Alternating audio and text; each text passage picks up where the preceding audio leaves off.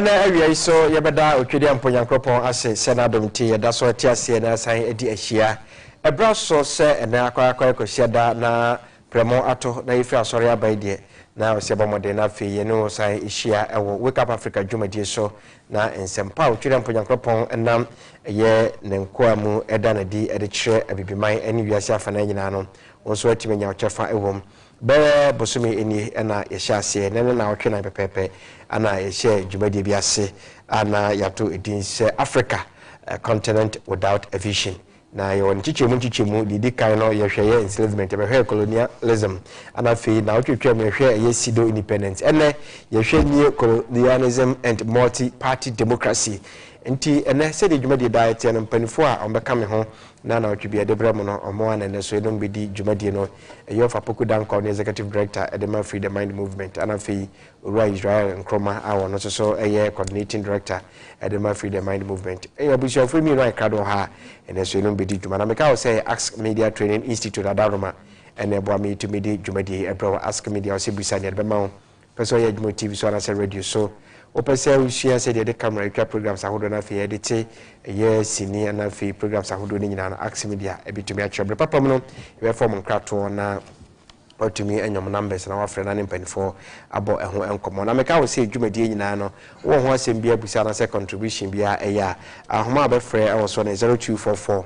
686557 0244 686557 or send a message and answer fra mpanifo bejo so na fe mantema hodo no mpanifo a omo ehwe amea yetumi ede ntete anase nchechira bremo na otwe bia no yegusu di dwumade na ne de omo na message betudwa woko Eastern region afa Ashanti region ya mpanifo ho Accra de nyame adom tie me nda bia wi anomienu ihia ewo 37 military hospital na chiwa yeka okudi culture center ho ana ihia baba for poku dankwa abon kasok na Israel so ekra ni Europe na eja omode ncheche se de sefata no ede emamo ye bema obusiafo akwaba na fe ya hye dwumadie no ase ofa akwaba na pom do body ase se do ma bedo asum die nkra kwani abadi na fom na so eja opani abre dwumadie nye Ghana man kwa na apel mu yo upe abibiman ye interese ye yo eye means I say EU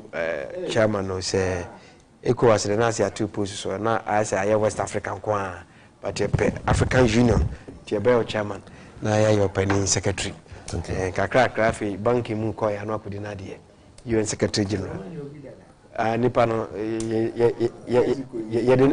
ye den be fa baby e be no kunya na free ho no better say ba sa dey na me my special aid ai anu ani hia me special aid instead of ankoma ka be so bi hu achi so bi si mi so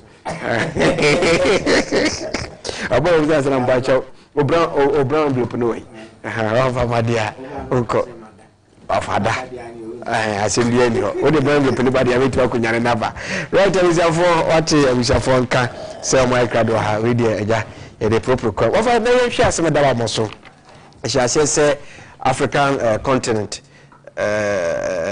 friends West Africa, a continent without a vision, and our boss were part 1, part 2, part 3, and they part 4 no a new colonialism and then multi-party democracy. Misha in free. You are you can never cheer a refugee. So many a Tuana Mompa. Okay. A dear baby Samri. And okay, now to Tremono. Pseudo independence. Sabrina na Israel a free faith Pan-African Congress I course or Manchester. Sabrina na future African leaders with the Kwame Nkrumah no be students that time no preaching. Okay. And omutu anamo eko hoko hwe. Na omunya inspirations and so free Pan-Africanists ahodo ombe Kasa, yeah. A bini George Fadley and a bini W.E.B. Du Bois. Okay. And tell me what you know. Penny a beefy, a boy say. For whom you are near can, a bidimo. Ghana, any idea. 5th March, 6 March, and 57. Since I can't idea. Then Nkrumah, and make a statement here. See, the independence of Ghana is meaningless. unless it is linked up with the total liberation of the continent of Africa.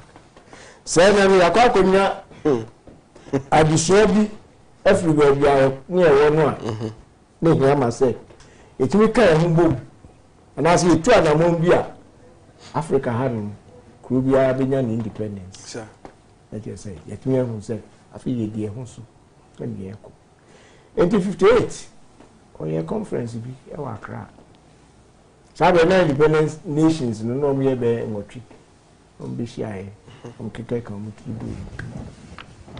Eni echi no a bigger conference being so by Sabe na freedom fighters e war Southern Africa any mom ke kan ho ni Joshua Nkomo no anko ni atiti o mu dia Roberto Hold no ni mom ke kan ho ni na o mu baby e bitua na mom be ye na me echi no na 1963 ko ba say Sabe na independent countries na wo Africa no me 32 okay e na mo tua na mo say ye kwa Addis Ababa ye de sa kwa share charter biase and then be lead to the formation of Organization of African Unity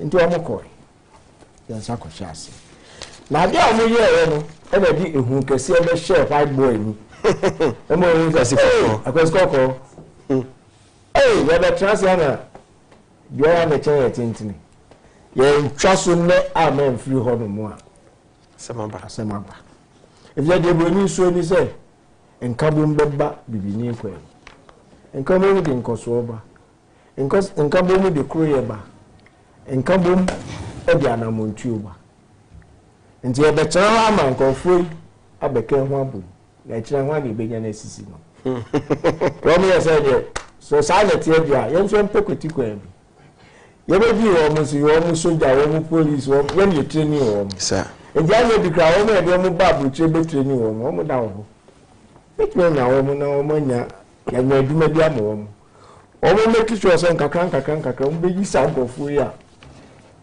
wo mo dom sa ko share kra ta ya si e training wo mo fu ho no ma ya wi no ntimi nyini bi ntimi nkoso na akwa akori bibi aba ba ye hinti dua bi ama yi ampani ampa almost started 65 na Benin Ajiguye 66 every Nigeria and a call Maurice Amiogo and a bar Ghana. It's not the so Koba. It's a training here between 1965 and 1978. Not 82 independent nations in one. Omdo Mosako share craters, maybe 22. I saw that far by and also. The whole of them I heard my case. I was no. It's me to Omagu.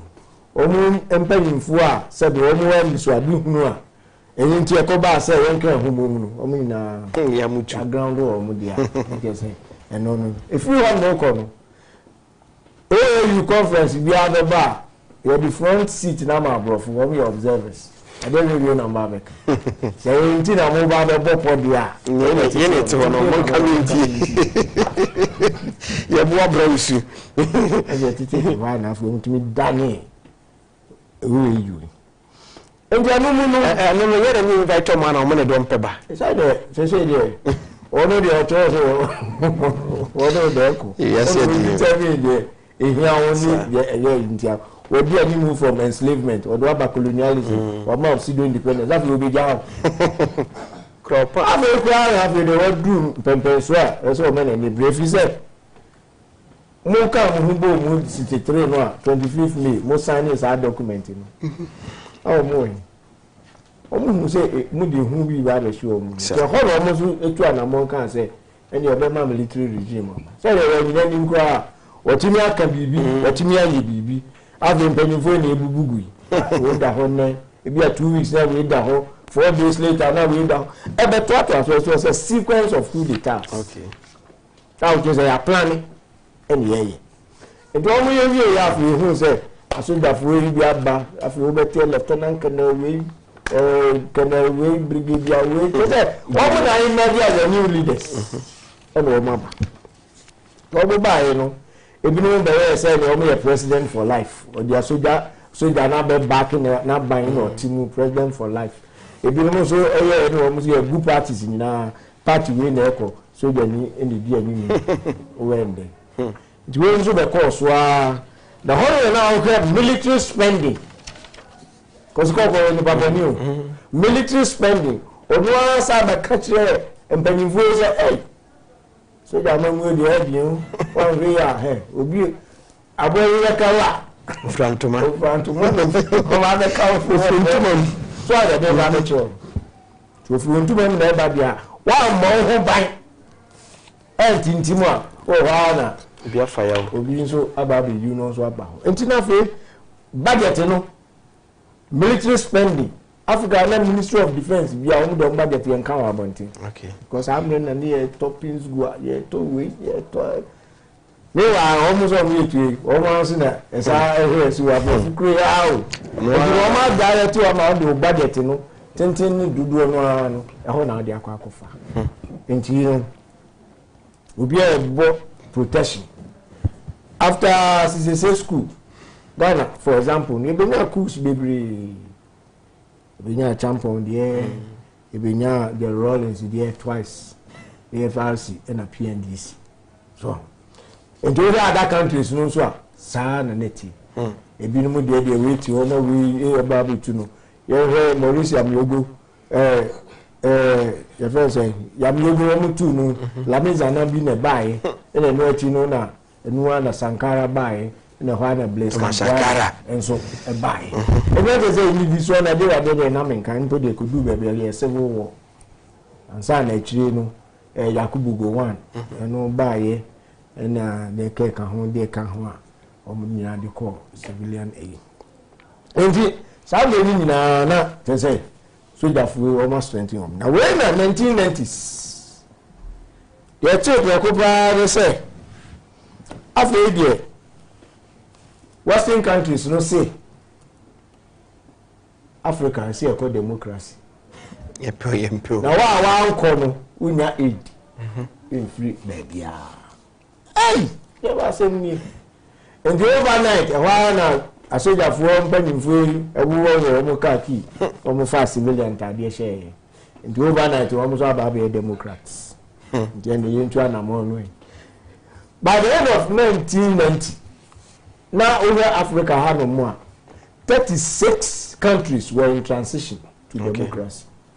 The countries we have one party rule o mo nyina say okay anya abadia anya e be makwa na nkofo so the party anya ne keka ho aba be ka ho enti na ko ba say sa na afi yakwa ko dudia ene na say etimi tu anamo be ma democracy so etimi ba be jina ni enti ko fiana extra article bi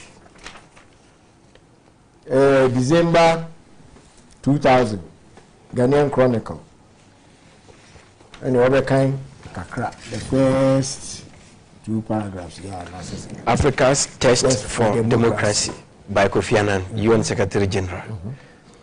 There is a saying among my people in Ghana, one head alone is not enough to decide. I often think of that when I hear people say that democracy is alien to Africa, or that Africans are not ready for democracy. In reality, African communities from the village upwards have traditionally decided their cause through free discussion, carefully weighing different points of view until consensus is reached. So Africans have much to learn from their own traditions and sometimes to reach others about the true meaning and spirit of democracy. We need to understand that there's much more to democracy than simply which candidate or which party has majority support. Yet also. Okay. Of course, even that is not always easy, as one of the world's most successful democracies has recently shown us. But the US's current difficulties should not cast doubt on the value of democracy itself. On the contrary, they remind us how important it is that elections are held within a broader context of democratic institutions and culture, Democracy depends on the rule of law, because without respect for law, it is not possible to hold free elections, to conduct them fairly, or to settle disputes about the electoral process. Yes, democracy implies majority rule, but that does not mean minorities should be excluded from any say in decisions. Minority views should never be silenced. The minority must always be free to state its case so that people can hear both sides before deciding who is right. And you have also the way about the two as a sign of encouragement in my leaders. They are a free one party state, a free military regime. And this is a called democracy. And now you call an amontuno. I say that too. Let me get a coso one. Make us say, I'm here, more cancer. I'm not communism, Soviet Union, I mean the satellite Eastern communities. Now, yes. Okay. Yeah. And also, so no. The same Western powers here in the critique. And if you do, baby, no, almost half years. In Africa, and I say Africa, countries in the grade, in the Brunos of your Marxist, Benin, Samana, Matthew Kereku, and a way, only in a new say a Marxist state. Okay. So now back Ethiopia, after more abolishing monarchy, no, Mengistu Haile Mariam, almost all council, almost all a Marxist. And to know a woman, to say, no, that's how other countries say, in nine democracy, dear. So meeting you near person, you almost yes. Yes. You will be, and say, you try no more. And until the man, Kofiana so true, we say the bar say, a young crunch. But the American, and you be a rule of law, because military regime say decree. The other kind of pimping, yeah, stamp and only Michelle say, I don't know. For real, Juma. Designer, you see that the judge will mean be there. No. And I'm gonna have mono in as a special case. No, there's a military regime, see, you know, Martin. Then you see the BB Badia, young democracy, man, no, in the local parlance. Yes, a big I'm not to minority name share. And so man of quine was with me expressing the home. That it me who said, what can be? Also, I can be. So I can't pan for. And he will be a baby scene. And I'm saying, military regime, if you saw my kind, if I would be ashy. Then we Badia and then you be to the Franca. I bet last week in Jack can be said, Ghana had one, will be at another observation. And that's why I am a research. Also, heard Ghana. Yading, yes, I politics quite nice. That's the Tanzanian, you know, a kind. Only when I come up with some question, I say, a deal with him, and I said, you know, so podcast as I'm say. The young one in TV bring me again, I'm your Samata, and I say, okay, you try anywhere, you know. We are democracy, we are Africa Harmono, Ghana, dear Fraser. The Ankarin Amboka. We are the Ghana, dear Naye, I should if you say Ghana for the TSA, because Coco, she done a bachelor politics, no far, the kind of fracas in them. And it can be money, can be no so a buy, no. But you say, you could more, Yasumua, you try no more, your dear. And also, no, Sabina, Obasanjo, honestly, so Jenny, I should be a check out you also run in the Google. Also consider them West African leaders urged to embrace democracy. Abuja. We were Ghanaian Times, 20th August 1999. That's right. Saying a J-penny. Okay. Nigerian President Olusegun Obasanjo on Wednesday urged West African leaders to embrace democracy and shun military rule in the region. Thus, sub-region has had enough of military rule.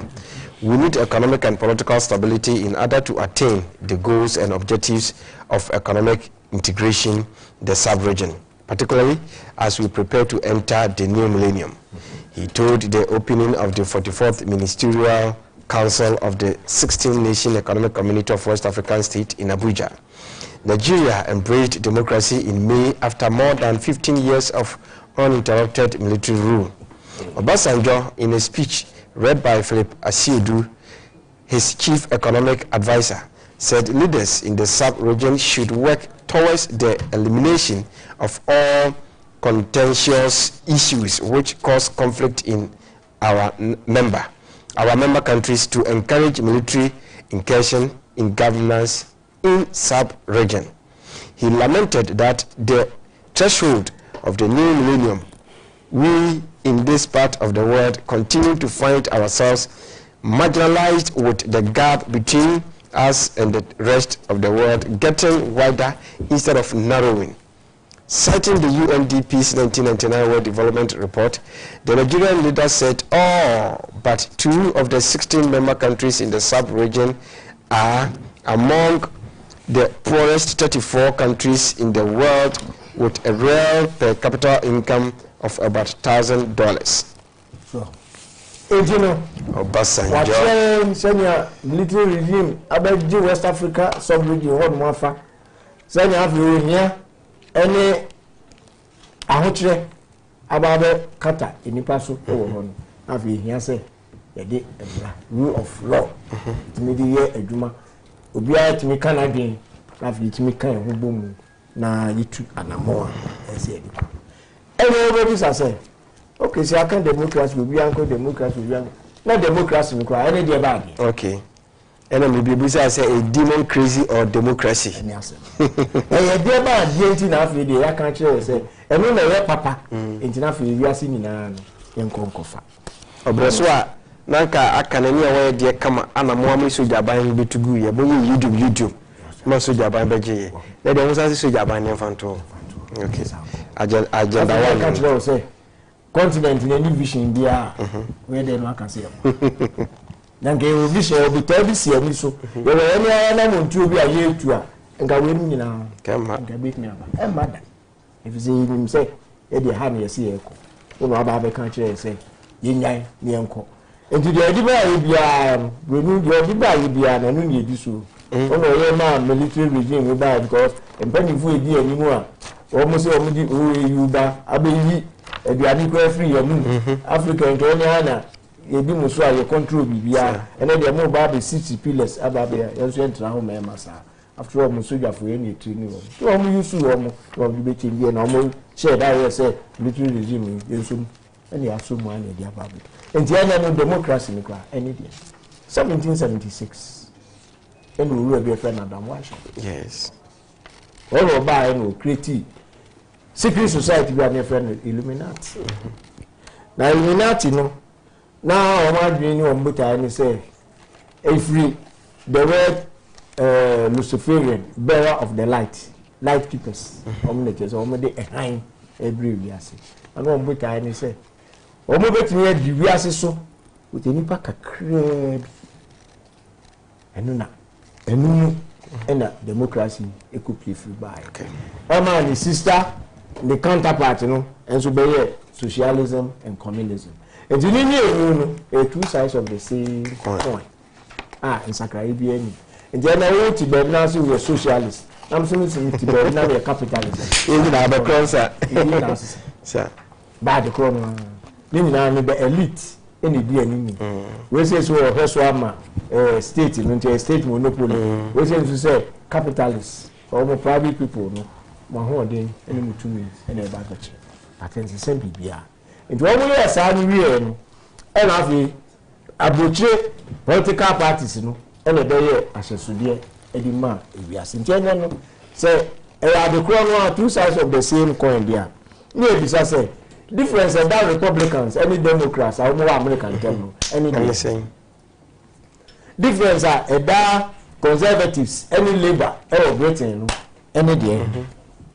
Difference about Christian Democrats, CDU, Germany, any Social Democrats, and so any day.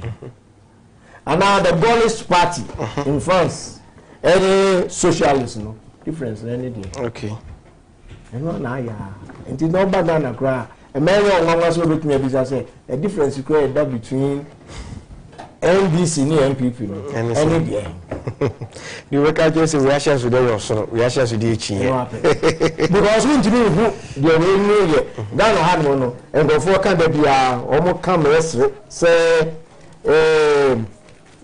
MPP in the home property owning democracy. So the make sure no. And NDC was also social democrats. That's also no.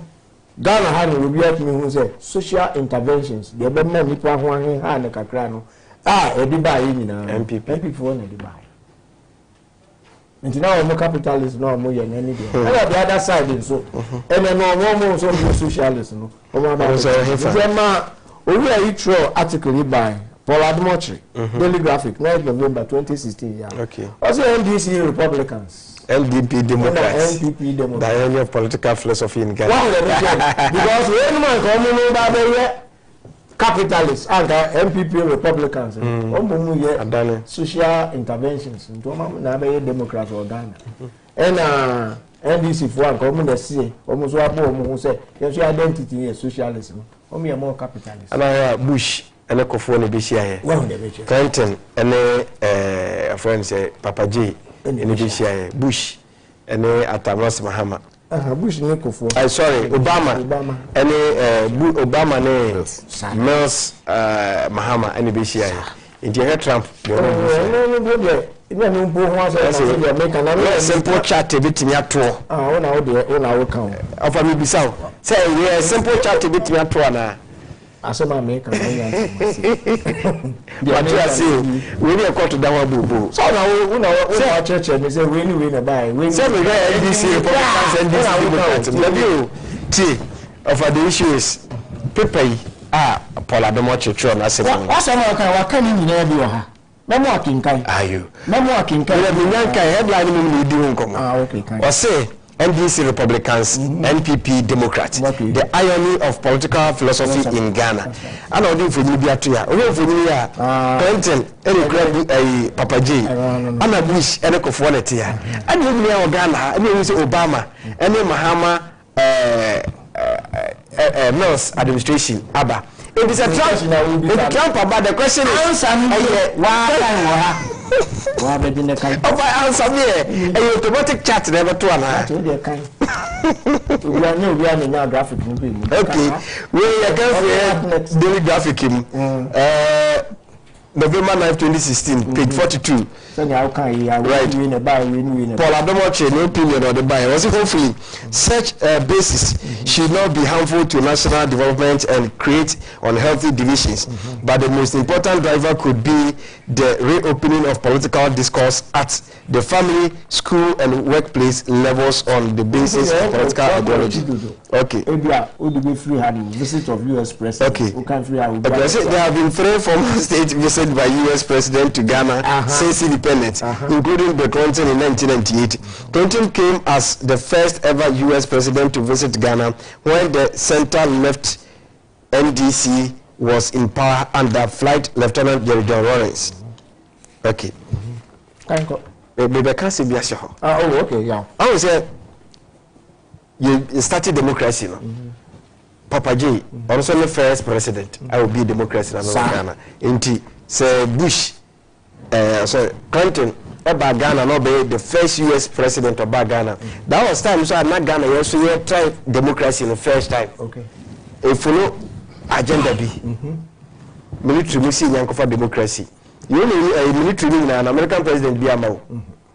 You call democracy in the Ibiaba, which means say move follow BB. Right? Yeah, to us. We are looking for forecast. Maybe I come up with it. The next state visit was by Republican President George W. Bush, and he visited when Mr. J. Ekufuor of the center-right NPP was president.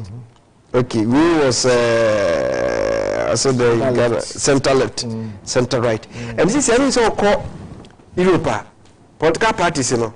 I think say right wings, you know. Only we do Chubana, and I'm a boy. Very good. Okay. Yes, share 7 bow. Okay. It is unusual for an American president to visit an African country twice in 2 years, but this happened to Ghana a year after the Bush visit. Okay. It came Barack Obama, and he was hosted by President J.E. Mills of the center-left NDC. So it seems as although the Americans recognize our political divide along ideological lines, our society appears to have developed political allegiance with some other denominators.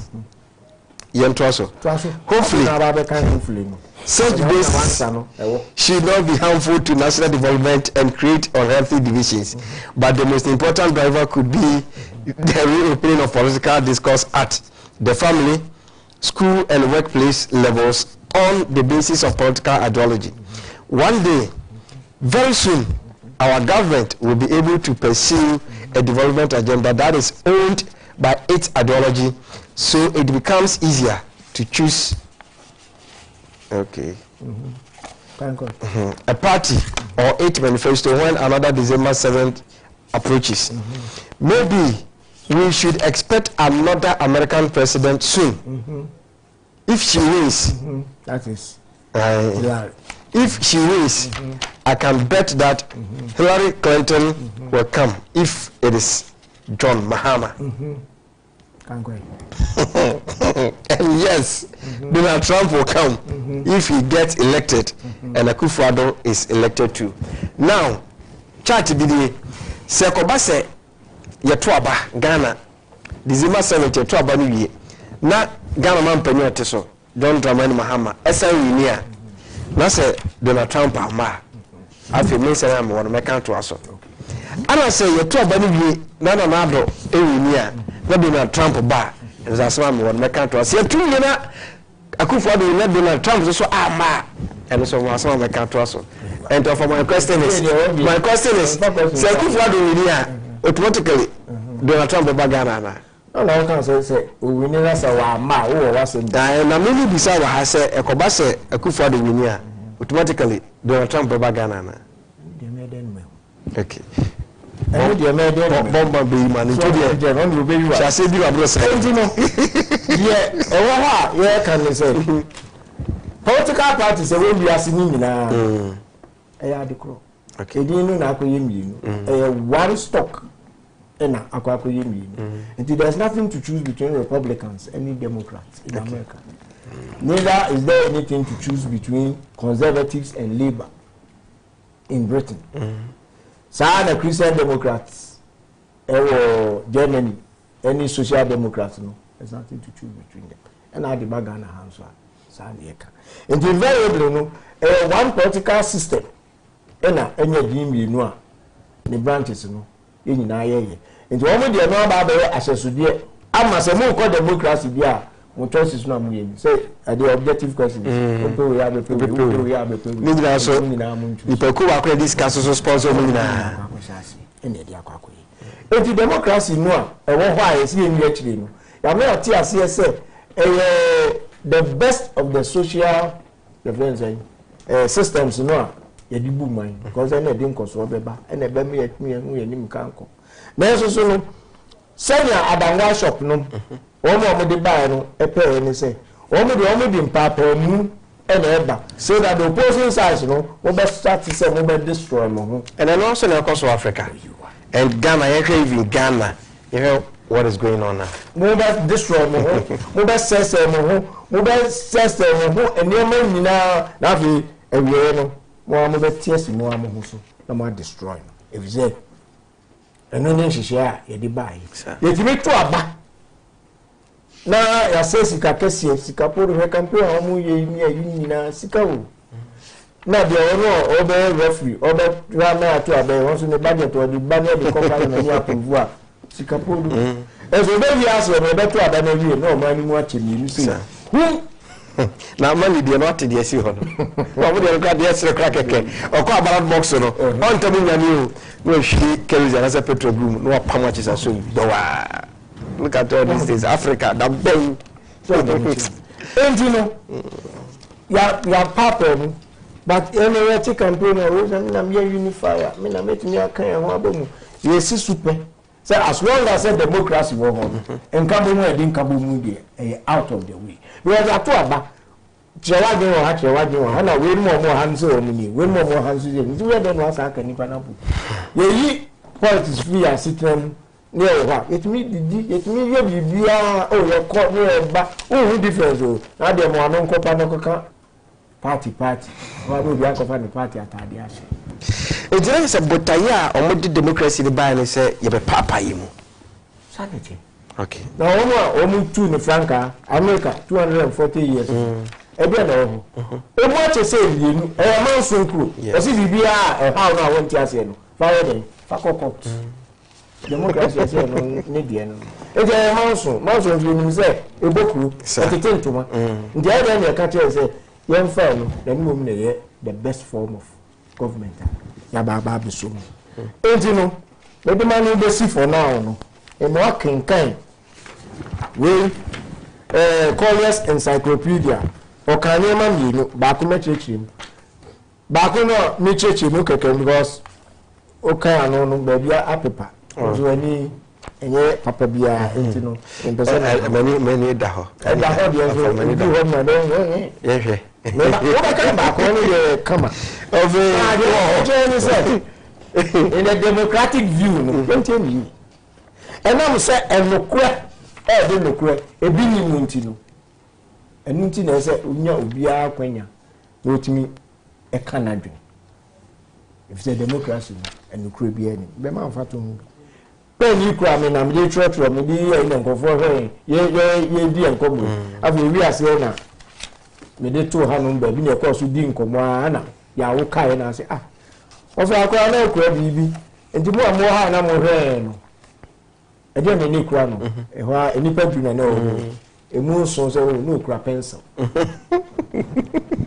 Said to say the common and a million, sir, me and Santa Council, no pen. Was all pencil for one go on, member. Engine of train, won't convince 7 no say, then your pencil, name on your pen. Democracy, and you say majority view. That's a majority, no. On a one premise, nobody buy, and I'm from Dawson, you know. Yeah, Jatu. Nothing more moving and Ukraine. I'm more Konamopa. And the democracy, young Kupon, Unim, as any Ghana, I say, Yamina singing name. And I'm sorry, them.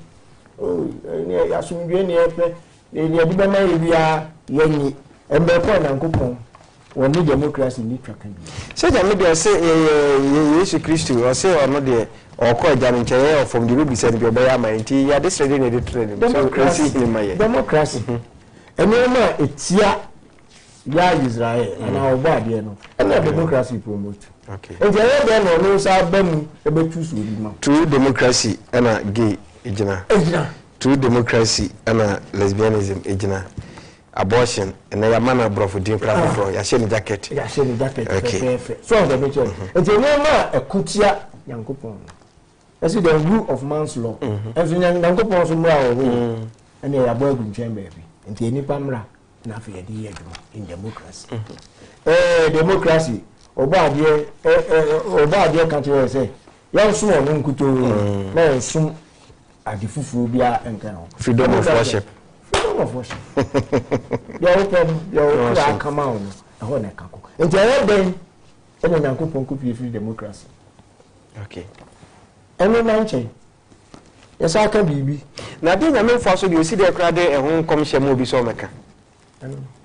Of and also, these are some mamma, and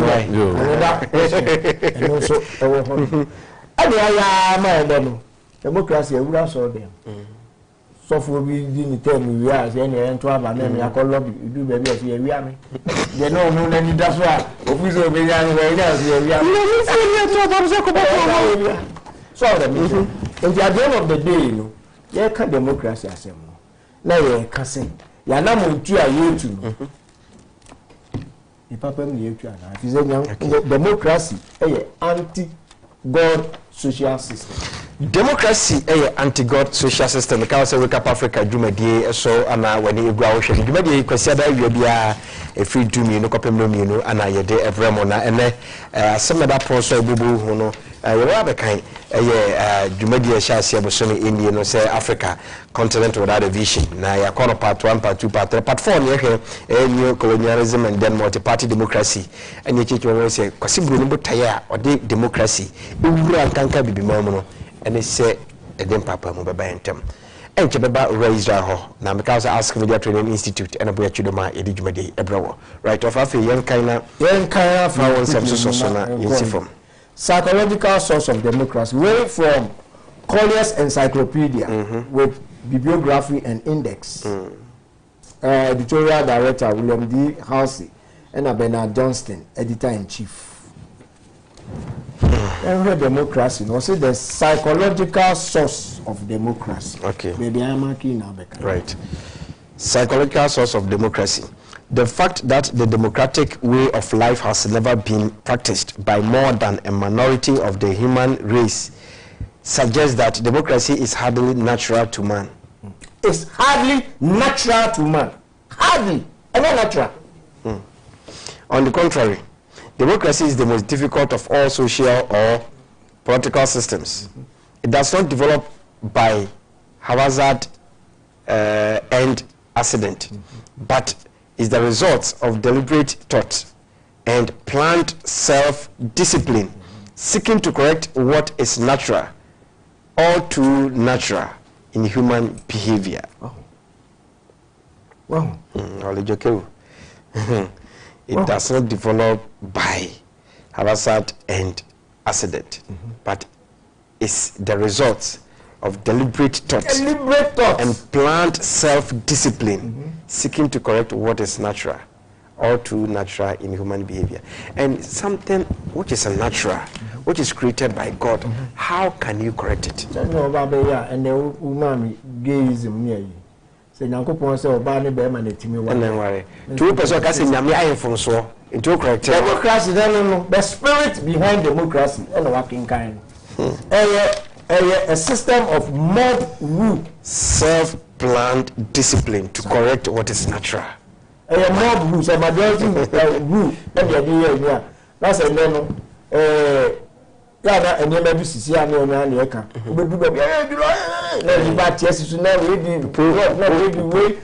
That's mob rule. Some majority, I'm sorry, you don't say yes. That is what democracy is all about. Mob rule. And I'm mob rule now. We do politics. I don't buy no better. I don't buy no very fine. You know what I'm saying? Government of the people, for the people, by the people. Okay, government of the people, by the people, of the people. You come. About the mercy. So I don't right. Maybe you see us and say, I'm also a bomb. Onto a bomb we are. Yes, who bomb? Right, I wish I make out say, Wake Up Africa, Juma Diano.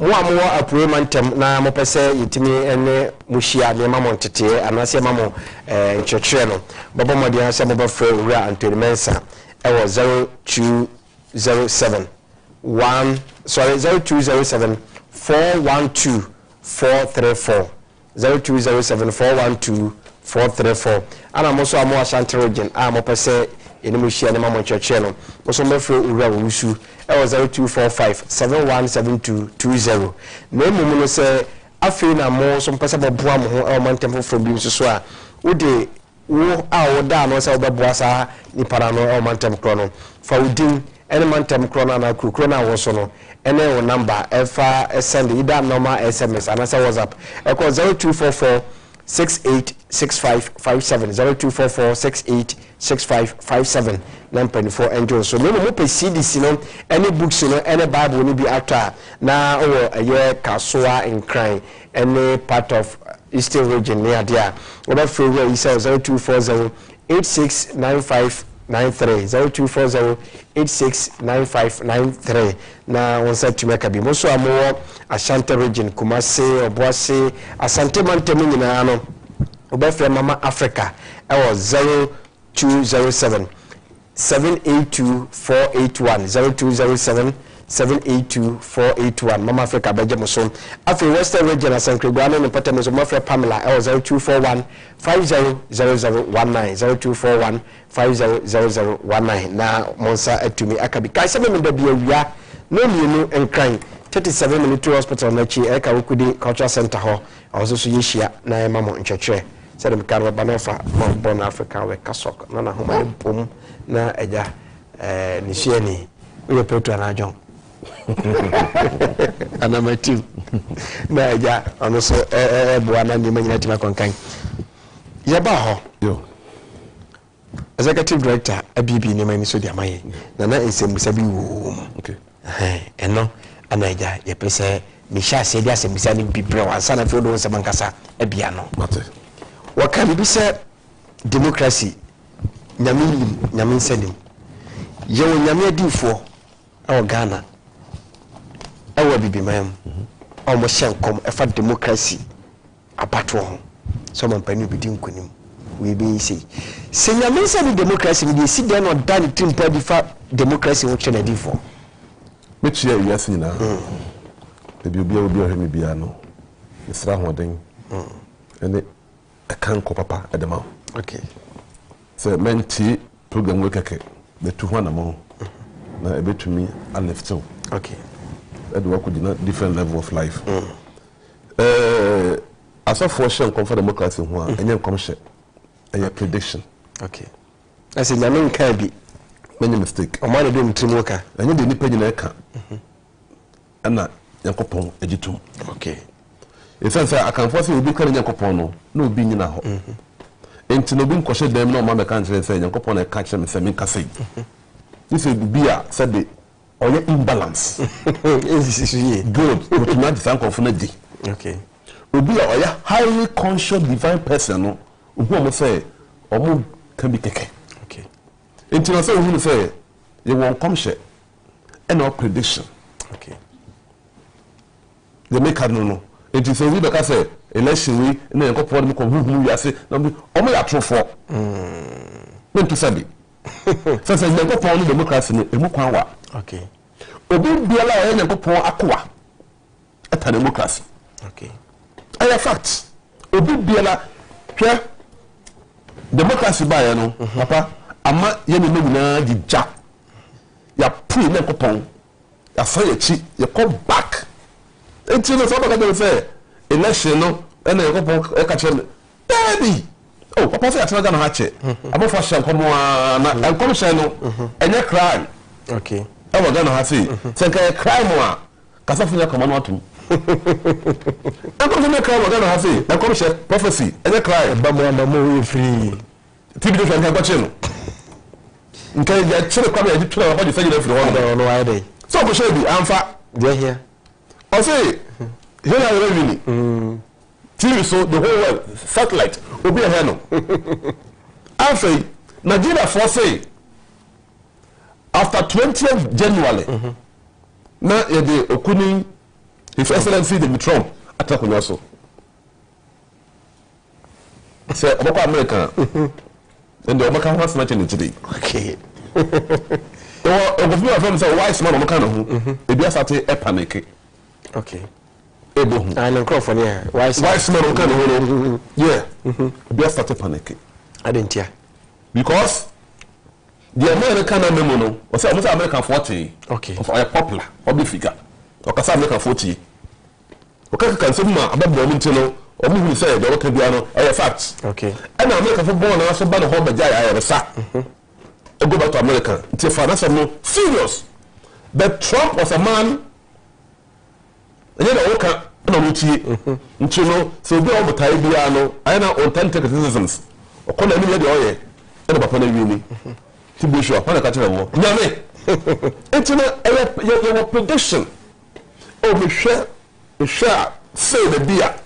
abeko The way carry of course you go for the no also no oye no research no hold the yes na echo and who say no say ba am fairly e be mu enti no question this am no me you no okay you can na no papa e prophecy right so you come share there we must start let me show you one thing so you come share the go pon you be chewa you go pon your through for must start MPP ebenya 57%. I said NDC, 57%. NDC Benesu 25 seats. NDC Ben say, odifo bia you. Why? Your friend prophet to be digidi no copy ho. Okay say. Next week we dey papa. Okay say. When you abo trash she.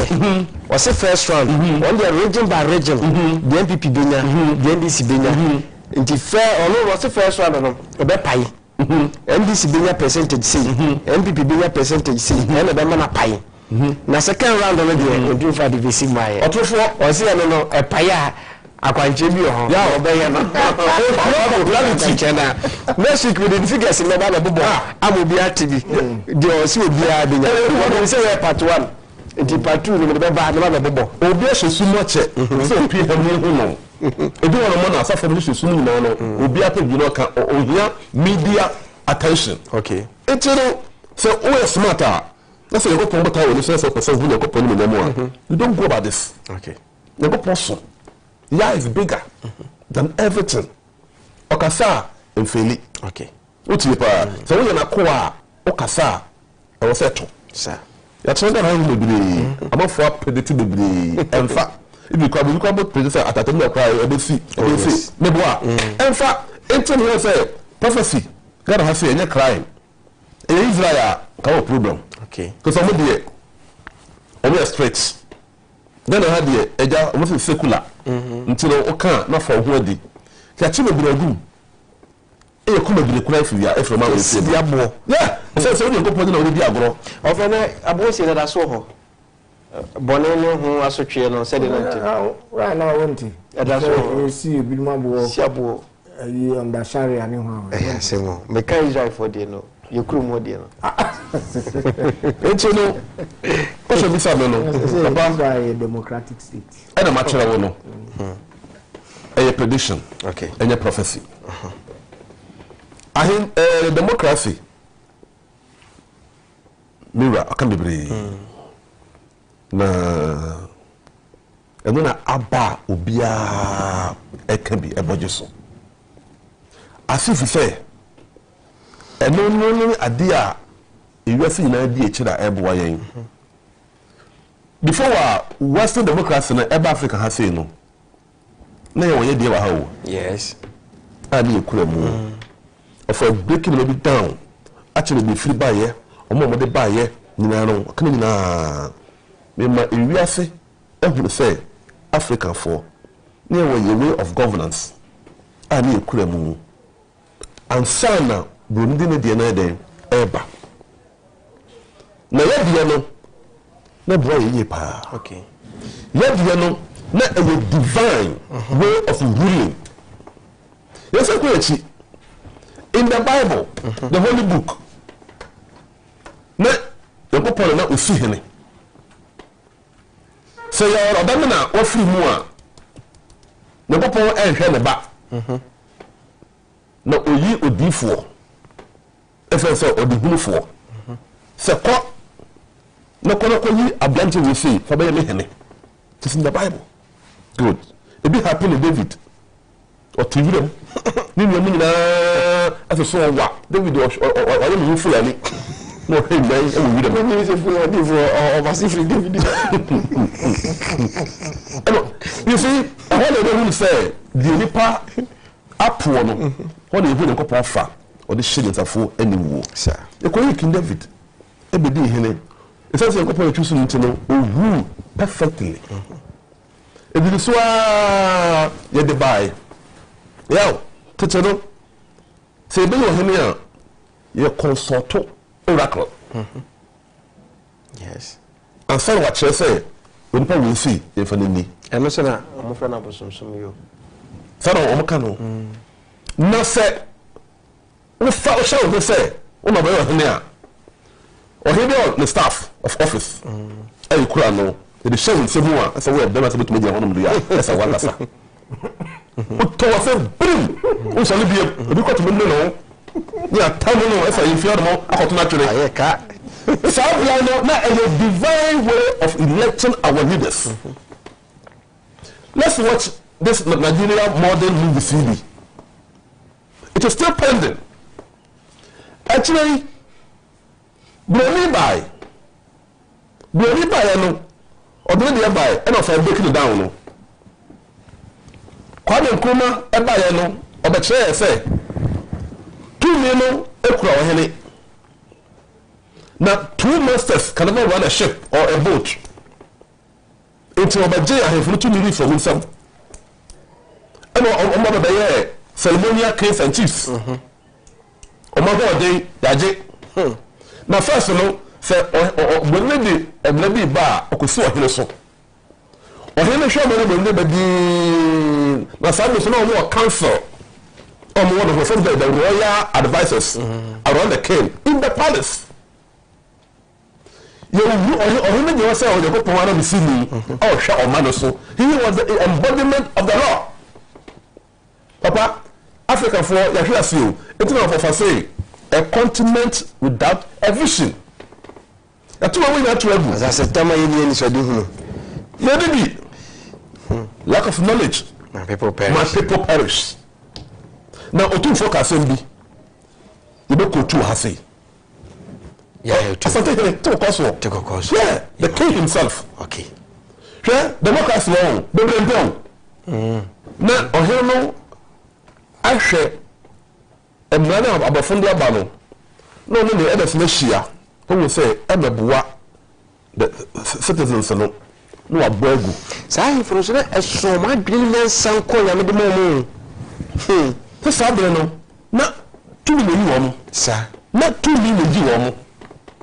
Any part, any election, say, and then the other.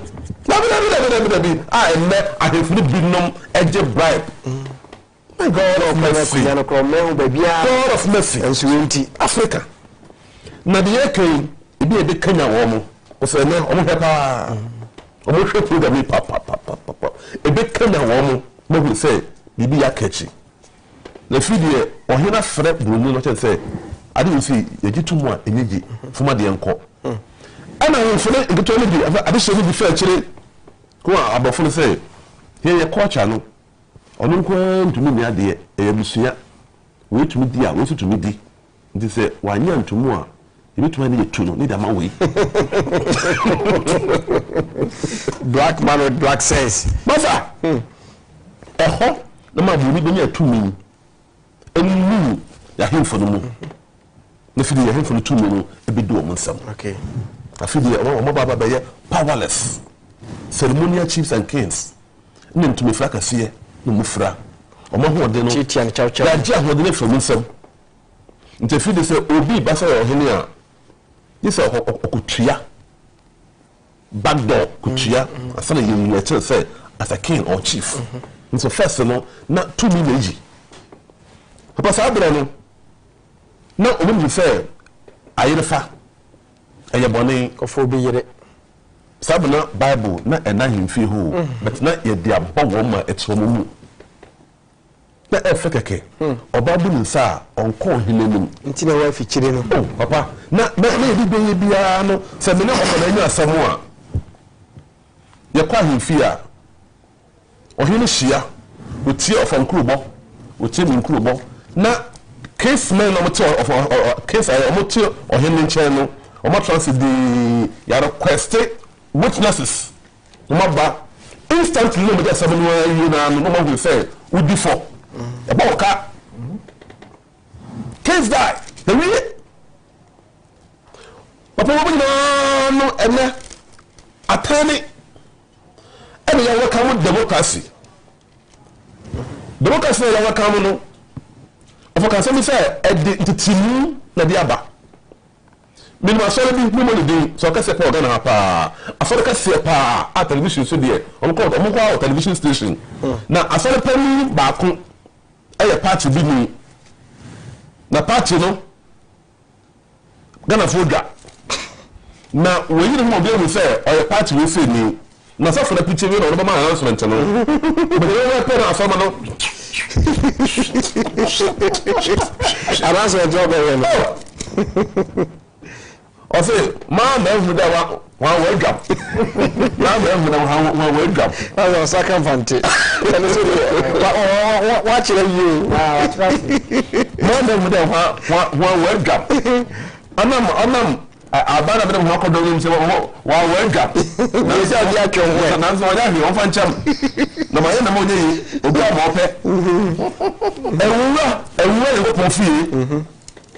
ewu ho yes me dem so fi o hye nkon ma party bi am na so no emegu oh na ha ke your friend aso bi cry for all mission kaswa so for no akoko jina say okoko pray MP ogusi so for no yes oya apostle okojina for MP ewo party bi din ama enna okakoko grant interview say ofiri finance afọ no finance party no acheye pa so kotin koko so for a onya adwuma a founder a so fika nyina no wo na de ba asem na bi bosia krampa yamma no wotuma campaign our media say we na finance party no how do you get that money amenne asolma no more than 60% actually so no wow asema kaswa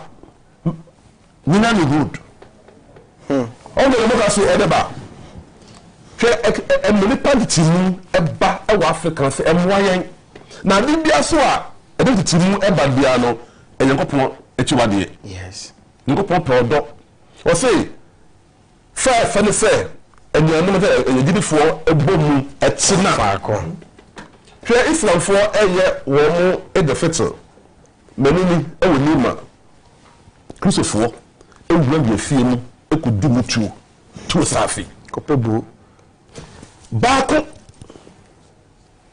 yababo football blaster match uwe this na one people ni we are all one obekwa na obi nka no appeal wa enyehi kafra aso bi me trotting yakototo aboyo papa aso na eya Christopher nkawofu ya o kabo mko di mutu yes so biala o company o shenkom o promote democracy biano o evil ye yeah auto bombo o evil you know why on train sign listen to me on train sign ti asemwa democracy ti asemwa ti on train sign in the name of democracy okay because the word democracy no enema de be nyina no enema epinye ko poko akiri ejefa na se bia ko ba se sofo no e hwe asetrem se de nyema teta pansam na enunti o timi de kaso amanyuko we be di so de amoye nti wonye science a oyivo sofo no nim do kankan hwe enenu mienu be controlled by one master two brothers be controlled by one master we buy no one be in favor war no say you so but about obi sir that is why this political parties in democracy no ama asofo no mu ache mu say two read the asofo a they belongs to NDC they belongs to NPP not Ghana here alone go to Nigeria amaboa so ko come say the new party bia no lie amaboa enti no here you will be a reverend no osaso ye minister ebi no sa ebi ho he say asasa for any politics and these are good so for we don't say we preach here say opposition party no say opposite party no former no one how did they see you abandi ba ofra asofo a roll call you asofo a efra wo mu ya asofo a ye mfra wo mu different parties so baso a asofo na abandi efra wo mu no also baso a also asofo so dey ofra wo mu eni hanom into democracy opani edini politician na deba no bi biara so a opani biara no oya bonsam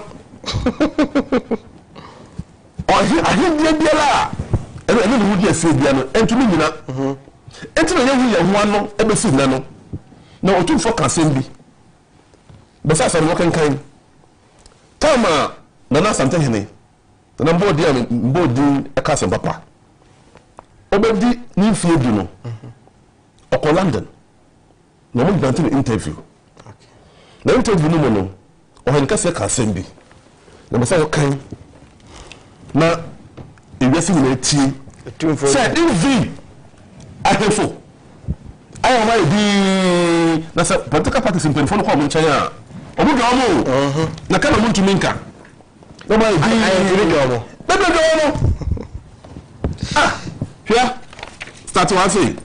Serena Ohineba ko Ghana President Mahama called the channel say make actual abani Tony Bu you know the Kugua so Mr. as well the Kugu. I didn't know can get so with the other side to can die say what the Kugua ditum. Where question and answer. Yeah, what the can say. Before Western democracy, I am a 20 party from no. Enyama na African for. Na our way of governance. Ana ebo ye na yetumi ya blabo eni yankopon ntem no na close. Woni bebre so what you kwase pen. Me cross burger. Into burger. Me a chef. Woni pa. Sabre no na ye motodie.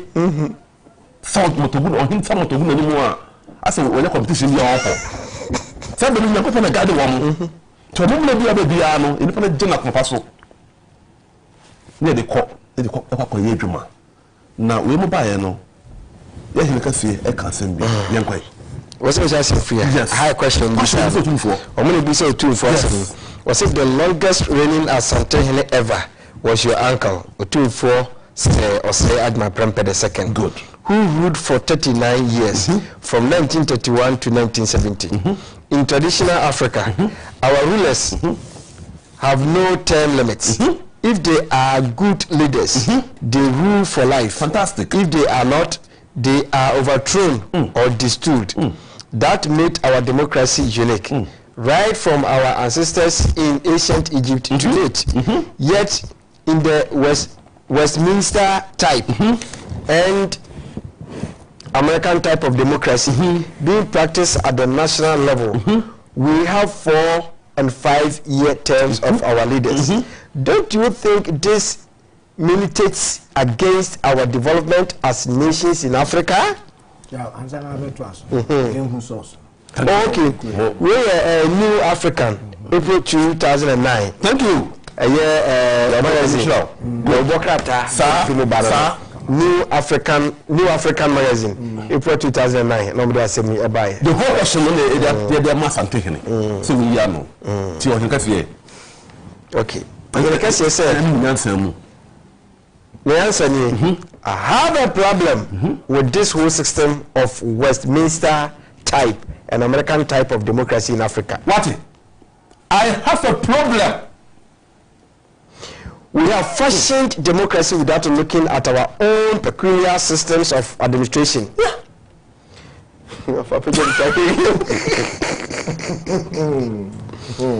We borrowed wholesale from the Western type of democracy without looking at our at all as Africans, as Ghanaians.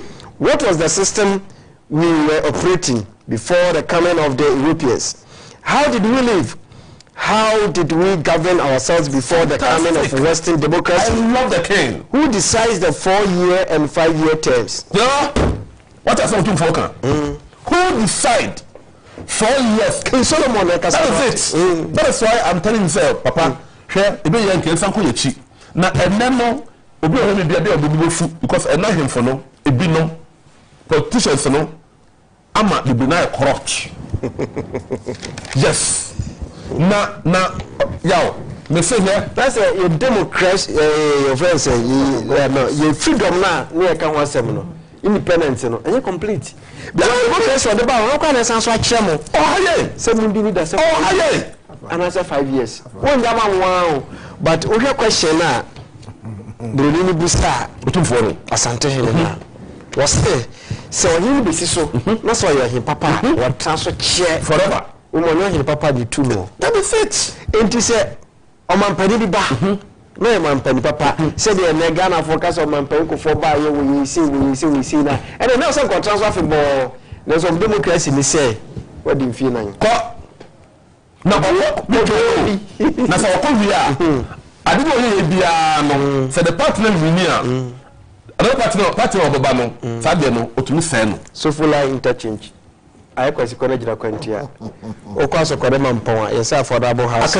I have something which is this is the problem we are facing as an African people. Okay and what time ba and nipa de timu na de ba and the boy he said me and me ya mobile phone we say element to nya wi ana me ko sa wona wo ba hwe minim makọ national identification form head office ofa ko ho kasa ye dia buy go ho no a ababi buy no what one neglect na kasa no aka ho no a etete ka hu no brand new cars you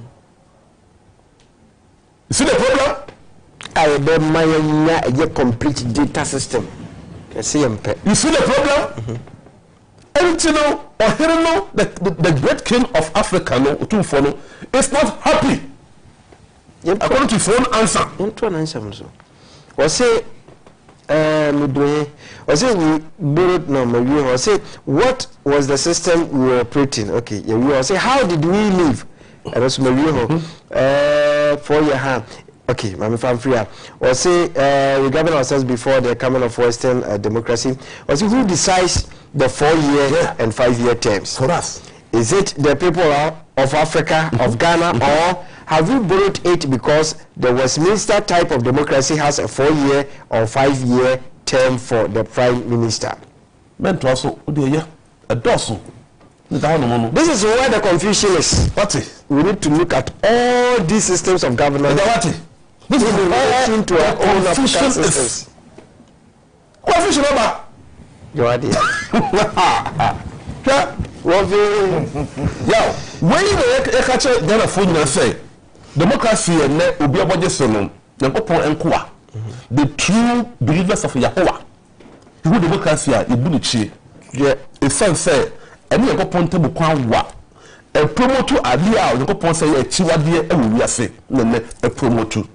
You know why? No another example. What can I say? Say gayism. Good. Gordon Brown. And then you kidding the same. Gayism. Intrumu. Na. Professor Kanti. But we need to trip. Or he didn't be the one more. Or he didn't want more. Or divine king. You know. Okay. Ghana ha. On Africa country be a. Only ubia. Or yes, said you may only to no. Abaya Adam for that. Okay. Now, if you come from the if you come from the number and the entry so a chiwa for come with you. Because you. Sako. No one come. Look at the number of democracy. Share a man or I'm don't say member or na. Tell me. To much democracy in pay. One more or two democracy with Francano, and no more was Ablano. It's a question we say, Ubia or back democracy, or your enemy or ever. We miss it away from. No breaking with natural. So me can say, Ubia software. Imam or him, or your way. Let's say, what to democracy munchene, upi yakosano, upumotua. Now we know your agent. The devil. That I say. That I interview be. That's interview no. Man interview no. Or you one of the biggest agents at the Sam. From Nicholas Lucifer. You didn't transfer your yeah, Papa. You can say be a researcher, be a researcher, or very dangerous. Okay. Actually, you read that. So now I read now the working kind. Shall I find you at the banner? Of an Obakacha say, United Nations for or more main building of New York. Small room, my friend said, meditation room. Not giving that. Only who near my Ecoso Honor. Radia. We about Ghana person. Obi can send me chairman and say Mekan TV so I'm obi ati. Yes, papa your team be nkum say team fitai. Ono ka si nim no. Ono no kom ho. Na ya so de ni apam na wa na je so batete omoto. Oh, sir. I don't know. Continue. Continue no. Okay. Continue. Tony Blair. Are you? Continue. Gorbachev, Russia, Hansini, Chirac, France, on the corner, na Sarkozy, Obaye, Sarkozy, reference, Francos Hollande, on the Swaba. Champion man no. Some of you no. Oh, one of you no. We were bembe. Really no water by. Bonsano na bonu hu so your bow say bema. Bonsano no. Here America European go for passport. So design we see Bonsano we see no finfini. The goat of Mendes. Paul dey never there. Oh yeah, true. What would you say? Change to never know. Exclusive. My secret. Through the world. We 24th December, November 1998. 1998. International Express. International Express. Okay. Or say much maligned throughout human history. Mr. Daddy, start it. Okay, exclusive. My secret. Allies through allies. Sorry, allies through the world. Yeah, next time no. I'm person no. Where dey so. I'm person. I can see to bro. Exclusive. My secret allies through the world. My secret allies rule the world. They control the world. The devil speaks out. The devil speaks out. But also much aligned throughout human history. Yeah. Mr. Nicholas Lucifer, who first came to prominence with his pioneering work in the Garden of Eden and has since enjoyed innumerable public successes, has often been the subject of frenzied media speculation. Okay, here in the first interview since 1667, he speaks frankly to E.D. Docs, okay, about Bill Clinton, Tony Blair, his plans for the millennium and why he has changed his mind about democracy. Yeah, Chair say, some people omudi so abu control ye no. Aye the so called the political hierarchies. Aye who ma so dem a ohin ko tumi sole adina konya emano no atena so. God of mercy. Africa. Apian de emi ye nya ho atena so. Ya to form. Apian de emi. Nya babopo aye furu bi na de no mo ya no. Fundi na meka ya no mko nya emi. Ayo. So a no ban ba kwa atena. Na pemi hwe yehu omo a efe kase mu dumu no ntara mo hye body gas gadi wo mo ene se mo kan o promote democracy no e be say magana for hu say the word democracy ene nyema activities e koso mu na no o me ko po boss so boss ase e na chi wade okay e say democracy etumi ma so we say domestic violence etumi ba democracy e na che say akwala akwa tumi be 17 to 8 years kwampa otumi fa no mebo a yawa mebo a de ye bibia no ye be ya kirew ye be yi na filo e de kirew. In the name of democracy, homosexuality has crept openly in the Euro-Gentile lands and spreading to other lands as a way of life protected by human rights and backed by law. Hear this. European government are tampering liberalism with tradition as they legislate for gay rights. Democracy.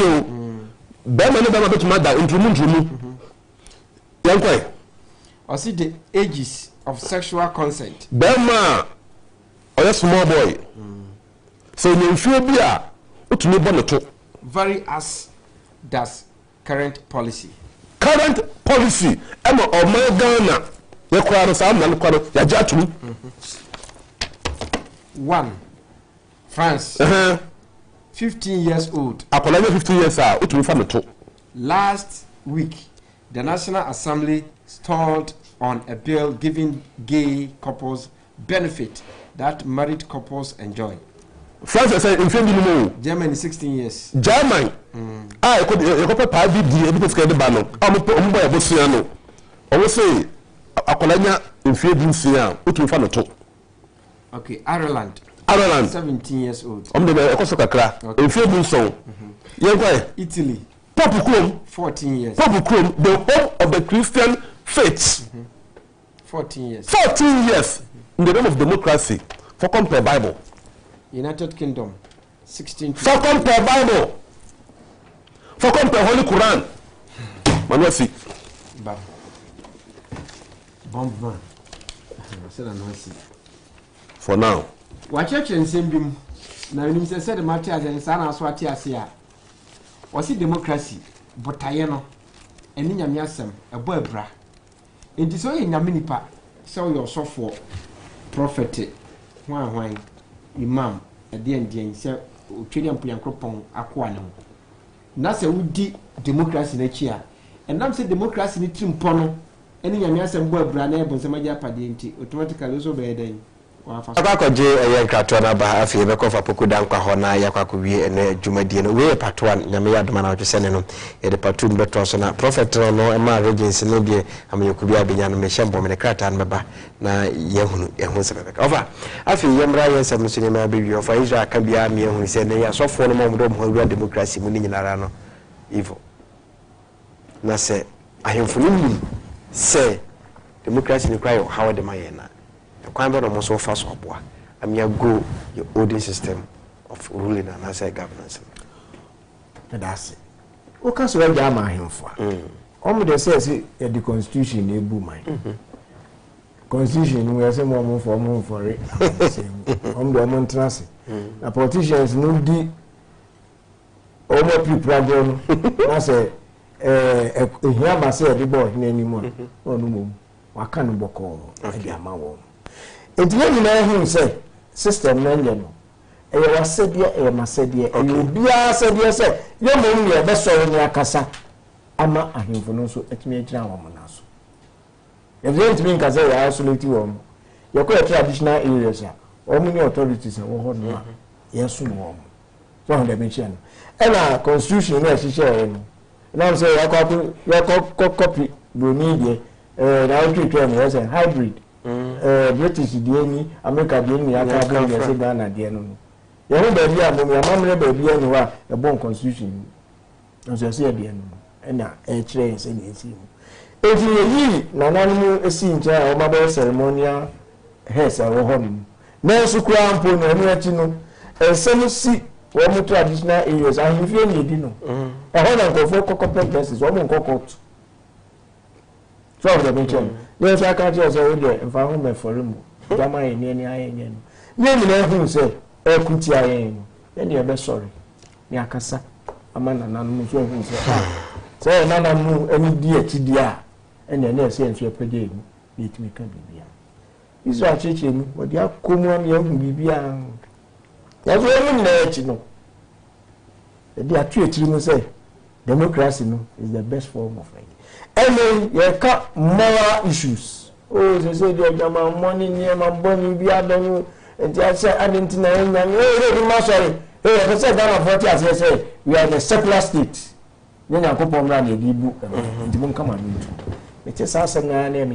If you say, so we are secular state. So we are secular state.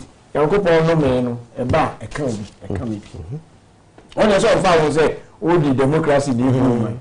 Na mu ana o hihye man o se yemi so enti wo ani sa abra ni so na akodi mu afoforo so dia na bu fuze mu ba e ka obi pa enti se ka se na ye pese e tretin ya ko morality e ko form e pese e tretin ni ma ni ni se pa we na se e fa so a e hia ma so we wa kan che se secular state enti no da me anya de ebe ye ai no mu no democracy ndi anya nkonfo bi e se fro o mo say human rights for so dey me kobo no se me lawyer me boa me bone no atumi agina if you say o mu ni akamafo e na ebe kwa akama wo mu adinti na ba be kan say the right say so you say the right so you say na o bisa wo di ade a ho di atwe ni muti ase ana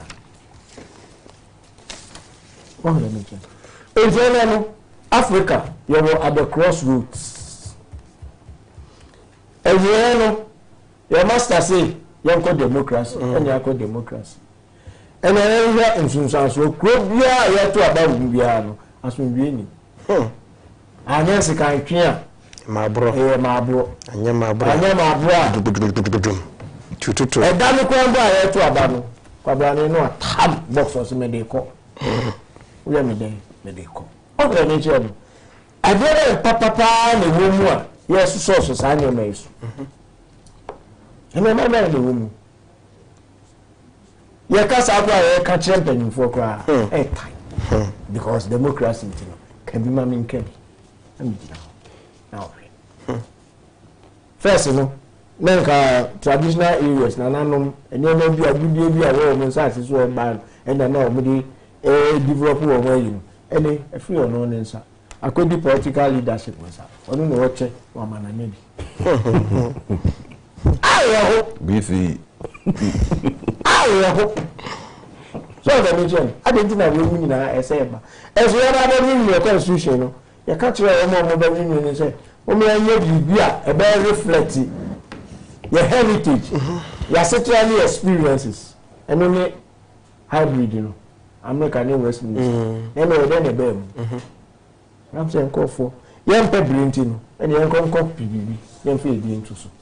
And when you be a young bread, we never want to arrive at any original idea. The other engineer copy near the Ababet. Trump will be your trench, your bomb. And the other, you say, we now a cost, we now a high. Your man, you want to say, you your best chance in the island. As you will counsel me, only by the way, I must be. Almost the work at a move from some chances as we do. Compulsory by to chassis. Okay. A ban say. Right. I can't claim the first one. I can't claim the first one. Now, your part 2. Your better senior. If you want to democracy, you buy no. Reagan, vote Reagan. I mean, I'm a tear of a meaning too. As always, all the women are bomb. I was a 400 ready to say for them person chat for me. Yo, make sure Obibia now. I think I can say, we are asole, we are cool. Number some here, yo, you could have PowerPoint presentation, screen can see a topic to be about to become most of them no.